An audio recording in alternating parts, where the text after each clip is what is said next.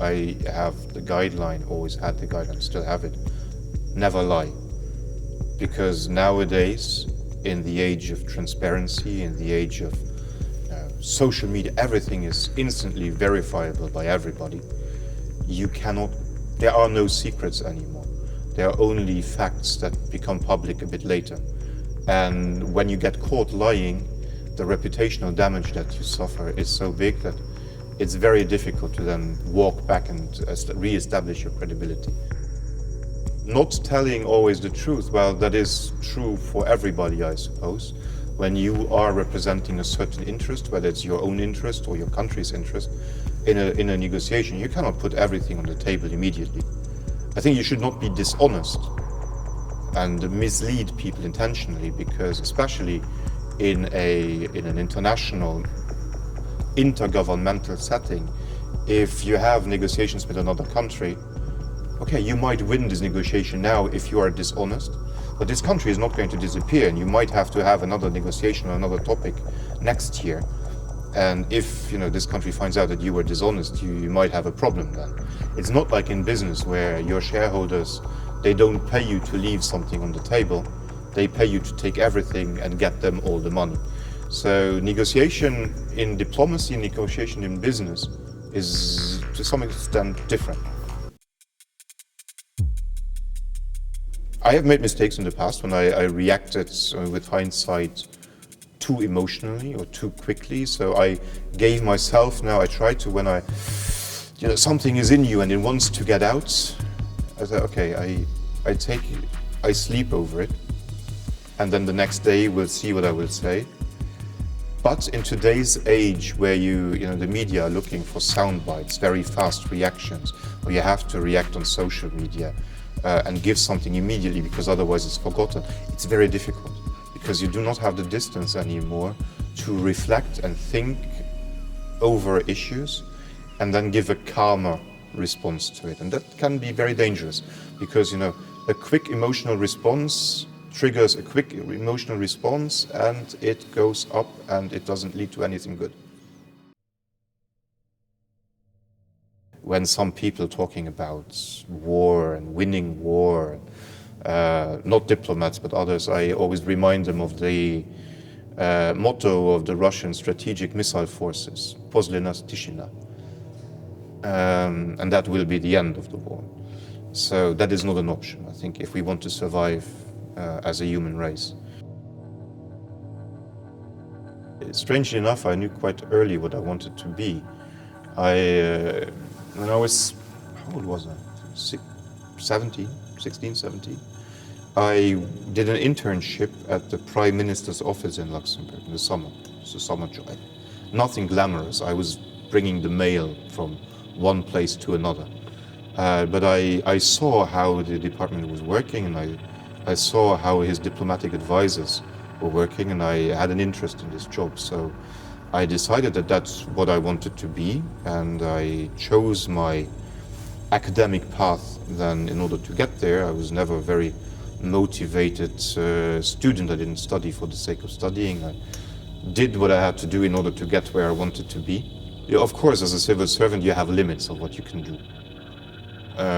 Because you have, especially when you serve in a role in a foreign country, you are not a private person you're representing. I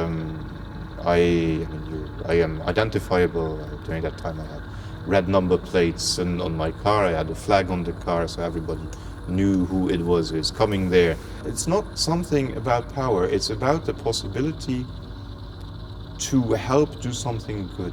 I spent probably 90% of my career in business diplomacy, so trying to help companies, either Luxembourgish companies, to do business in other countries, or to help foreign companies go to Luxembourg. And I believe that is a very important contribution also to good bilateral relationship politically, because I firmly believe that people who do good business with each other, they don't shoot at each other. I have certainly no political ambitions in Luxembourg. That is more of a hassle and a pain. I worked with enough ministers to understand that I do not want to be in their position. I decided to put a break on my diplomatic career, so I did not resign completely. It's more a pause. I suspended it. I can go back, not here in Russia, obviously, but I could go back to the Ministry of Foreign Affairs if I chose to. But I decided to stay in Moscow for family reasons, personal reasons, business reasons, just because also I like to be here. It created a bit of, it hit the media in Luxembourg that I decided to stay here. That has maybe more to do with the fact that many people don't understand that Moscow can be an attractive place to live. In Europe, many people don't understand that. If I had chosen to stay in New York 4 years ago, everybody would have said, the lucky bastard, he found an opportunity in New York and he will now live in Manhattan. If I had served in Spain and decided to pursue my time somewhere with a house on the beach, nobody would have had any trouble understanding that. But Moscow has a strange image for many, and so this made a bit of headlines. Although I have to say, I felt safer in Moscow over the last 10 months than I would have felt anywhere else.